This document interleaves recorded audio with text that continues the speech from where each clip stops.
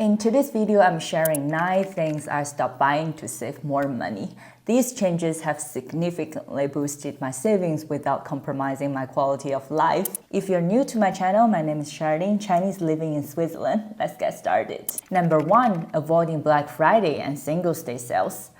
In the US and here in Europe, Black Friday is a big deal, and in China we call it Singles Day. Both online and physical stores all loud with promotions. It's tempting to wait for the sales to make purchases, but I've learned to resist browsing on these days. Often the things I bought on impulse during sales are things I don't really want, especially living in places like here in Zurich or Hong Kong where I used to live, where space is a premium. I've realized the value of open space in my home often outweighs the worth of these discounted items. Number 2, fast fashion.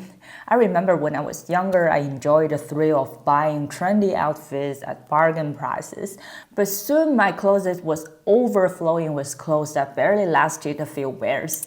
I've since shifted to quality pieces that last longer. This not only saves money, but also feels good.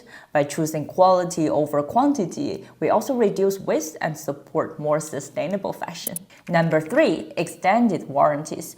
I used to automatically say yes to extended warranties thinking I've been prudent, but after a few years I noticed most of my purchases, especially digital products, outlive these warranties. Now I rely more on the product reviews and brand reputation, saving those extra dollars. Number 4, luxury skincares.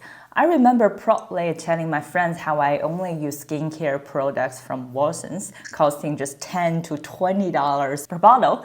But after hitting my 30s, I got this pressure to switch to quality skincares, like those high-end brands like SK2, La Mer, those tiny little bottles that cost you hundreds of dollars.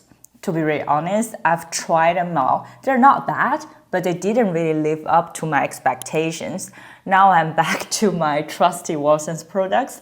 I've come to believe that a healthy lifestyle with enough sleep, waking up early, and regular exercise is really the best skincare routine. Number 5, eating out frequently. Eating out was a regular part of my social life, especially when I was in Hong Kong. After moving to Switzerland, where I started to tracking my expenses, I was shocked at how much I spent on restaurants.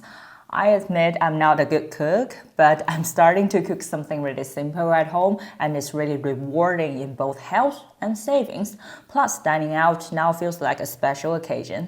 Number 6, expensive vacations. I always thought vacations meant staying at fancy resorts like, in places like Mykonos or Maldives, but a trip to Phuket, Thailand totally changed my perspective. I stay at a 5-star hotel during the off-season for just $50 per night, breakfast included. They offer Muay Thai and HIIT classes, which kept me active and engaged. The affordable massages and the workouts make it the best holiday ever. If you're curious, drop me a comment. I'm not promoting any resort, I'm just sharing my experience.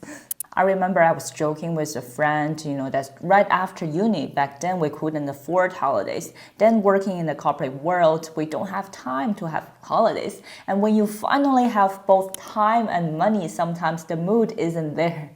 And now I've realized that it's not about luxury, it's really the mood and good company that really make a difference. Number 7, unnecessary subscriptions. At one point, I had subscriptions for almost everything, from music to fitness apps. I took a serious audit to realize many were barely used. Cutting these out has simplified my life and my finances, and I hardly miss them. Number 8, new books. Over the past 30 years, my life has been a series of moves for study and work. With each relocation moving around those physical books, just make less and less sense. So I've switched to digital books, audiobooks, and podcasts. They're super convenient and travel with me wherever I go.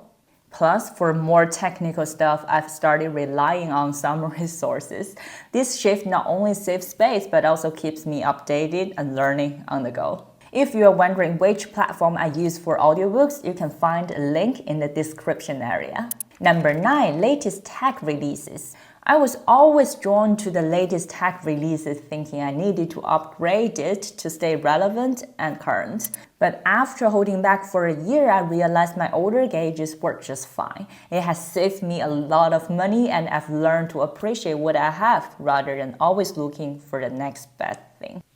Take these headphones, for example. I got them back in 2018 in Hong Kong, and they're still working fine with me. I know they look super old-fashioned, but I love them. In my journey towards minimalism and smarter financial choices, I've realized that money is better spent acquiring assets for your long-term happiness instead of on fleeting, ego-boosting purchases. If you're interested in learning about the top 5 money mistakes to avoid to help you increase your earnings and save more effectively, I've got another video ready for you right here. Like, comment, and subscribe, and I will see you in my next video.